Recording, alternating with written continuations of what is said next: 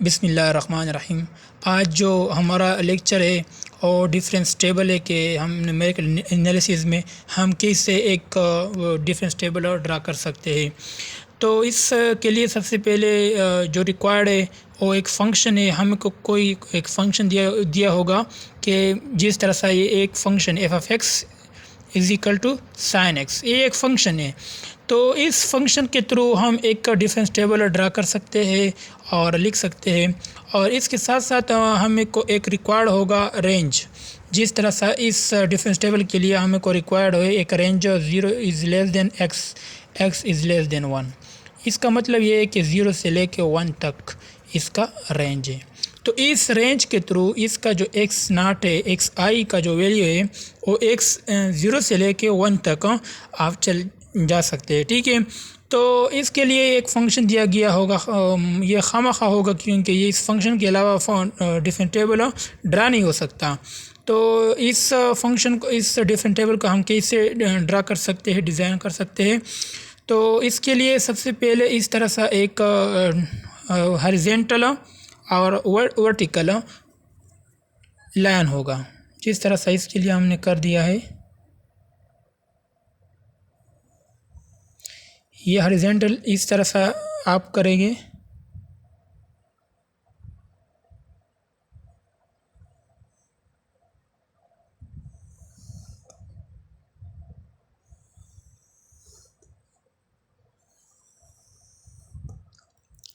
और इस तरह से वर्टिकल, ठीक है। तो इसके लिए सबसे पहले एक्स आई, मतलब इस एक्स आई को हम वैल्यू देंगे 0। सबसे पहले अगर हम एक्स आई को हमने 0 दिया तो 0 हो गया। इसके बाद अगर हम एक्स आई को 0.25 दे तो क्या होगा, 0.25 होगा, ठीक है। तो इस तरह से अगर आप क्या कर ले, अगेन 0.25 ऐड कर ले तो अगेन क्या होगा, तो अगेन 0.5 होगा। अगर फिर हम इसके साथ 0.75 ऐड कर ले तो इस तरह से ये चले जाएगा। 0 का हमने 0.25 ऐड कर दिया तो हमें को रिज़ल्ट मिल गया 0.25। अगेन इस 0.25 को हमने 0.25 ऐड कर दिया तो हमें को 0.5 मिल गया। इस तरह से जो एज डिफरेंस है ना, इसके दरमियान जो डिफरेंस है एज, वो कितना होगा, 0.25। इस तरह से अगर 0.5 को हम 0.25 अगेन ऐड कर ले तो ये बन जाएगा 0.75। और 0.75 को जब हम 0 अगेन ऐड कर ले तो ये 1 बन जाएगा। तो मैं इसका मतलब ये कि इसका जो डिफरेंस है, इसके दरमियान जो डिफरेंस आ रहा है वो 0.25 है। इसके दरमियान 0.25 डिफरेंस है। इस तरह इतना तो हो, तो इस तरह से हमारे साथ ये वैल्यू आ गया, ठीक है।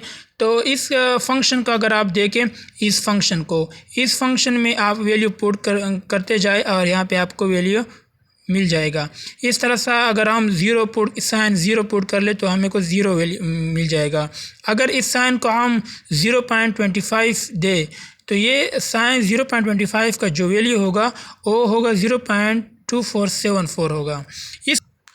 और इस तरह से अगर हम साइन को 0.5 दे तो ये होगा 0.4794। ये हमने पहले कर चुके हैं क्योंकि थोड़ा सा वीडियो शार्ट हो जाए।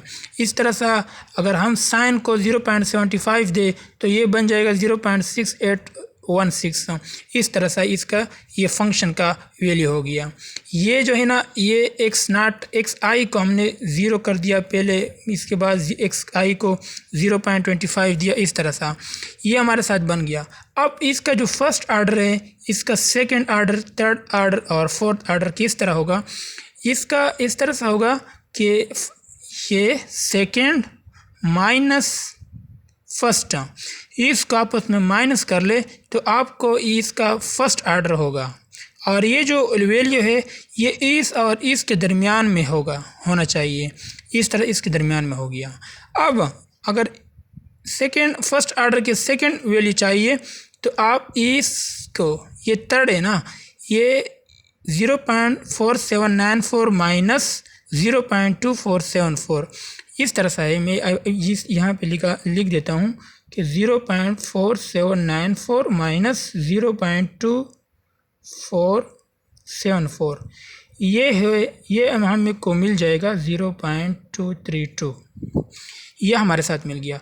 अब अगर इस वैल्यू को फाइंड करना है और ये जो है ना ये इस और इसके दरमियान में होना चाहिए, फर्स्ट ऑर्डर के जो वैल्यू इसके दरमियान में होना चाहिए।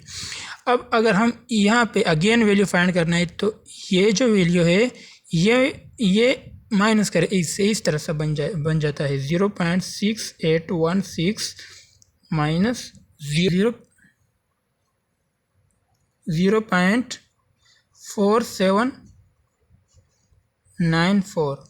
तो इस तरह से हमें को वैल्यू मिल जाएगा 0.202 इस तरह मिल जाता है।